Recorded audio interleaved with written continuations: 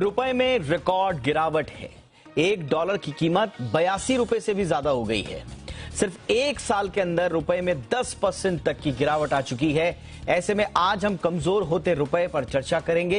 ये चर्चा हम कुछ दिनों से लगातार कर भी रहे हैं, लेकिन आज आपको सरल भाषा में समझाएंगे कि लुढ़कते रुपए से हमारी रोजमर्रा की जिंदगी और इकोनॉमी पर क्या और कितना असर पड़ रहा है और आगे कब तक पड़ता रहेगा।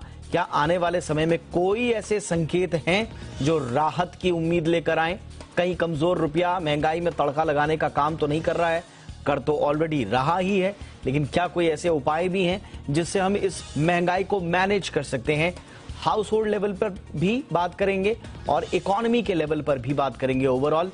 लेकिन पहले ये रिपोर्ट देखिए, लौट रहे हैं खास मेहमानों के साथ।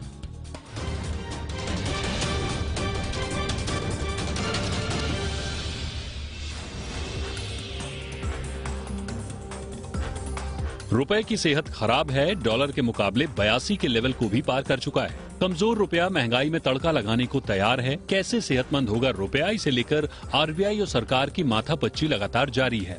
लेकिन जियोपॉलिटिकल कंडीशंस ऐसी हैं कि दुनिया भर की करेंसीज डॉलर के आगे बेबस नजर आ रही हैं।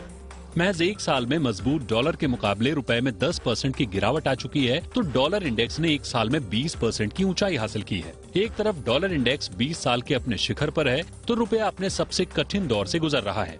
मंदी की चिंता में डूबे रुपए की चाल से आयातकों के पसीने छूट रहे हैं। ये समझना जरूरी है कि कमजोर रुपए से हमारी रोजमर्रा की जिंदगी के साथ देश की इकोनॉमी पर क्या असर पड़ेगा। दरअसल इस समय फेस्टिव सीजन है। इलेक्ट्रॉनिक गैजेट के साथ साथ गाड़ियों की बिक्री बढ़ने वाली है, लेकिन इन सब पर कमजोर रुपए का असर पड़ेगा, क्योंकि इलेक्ट्रॉनिक्स प्रोडक्ट के लिए हम करीब 40 से 60% आयात पर निर्भर हैं। स्मार्टफोन के करीब 70 से 80% कल पुर्जे आयात होते हैं। सोलर सेल, सेमीकंडक्टर चिप के लिए भी हम आयात पर निर्भर हैं, जिससे मोबाइल, कार और इलेक्ट्रॉनिक गैजेट महंगे हो सकते हैं। वहीं हम अपनी जरूरतों का करीब 85% कच्चा तेल और 50% गैस इंपोर्ट करते हैं। महंगे पेट्रोल डीजल से माल ढुलाई महंगी होगी, साथ ही महंगी होगी खाने पीने की चीजें। हम अपनी जरूरतों का करीब 60% पाम ऑयल आयात करते हैं। ऐसे में इसकी कीमतों के कम होने की उम्मीद पर पानी फिर सकता है। साथ ही कमजोर रुपया विदेश में पढ़ाई, सैर सपाटा और इलाज को भी महंगा कर देगा। हालांकि कुछ ऐसे भी सेक्टर हैं जिनके लिए गिरता रुपया फायदेमंद साबित हो रहा है, खासकर निर्यातक, IT सेक्टर, फार्मास्यूटिकल्स, चाय, जेम्स एंड ज्वेलरी, मसाले और टेक्सटाइल जैसे एक्सपोर्ट ओरिएंटेड सेक्टर के लिए रुपए की गिरावट फायदे का सौदा होता है। रुपया गिरने का सबसे बड़ा कारण यह है कि दुनिया भर के देशों में ब्याज दरें बढ़ी हैं। वहीं यूएस फेड ने भी ब्याज दरें बढ़ाई हैं और आगे भी इसमें बढ़ोतरी संभव है। ग्लोबल मंदी के संकेत के अलावा वर्ल्ड बैंक के भारत के ग्रोथ अनुमान को 1% घटाने से भी रुपए में कमजोरी आई है। फिलहाल तो रुपए की मजबूती के लिए हमें आयात निर्यात के बीच की खाई को कम करना होगा।